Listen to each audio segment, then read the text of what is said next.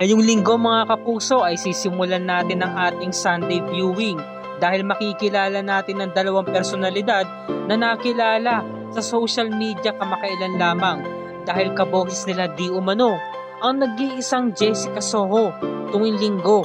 Paano kung ang tatlong magkakaboses ay magkaharap-harap para sa isang challenge? Ano kayang klaseng challenge ito? Mamayang gabi ay makikilala natin sila at malalaman natin ang pagsubok na iaahin sa kanila.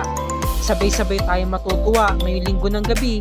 Dito lamang yan sa Kapuso Mo, Jessica Soho. Yan ang ating pakatutukan.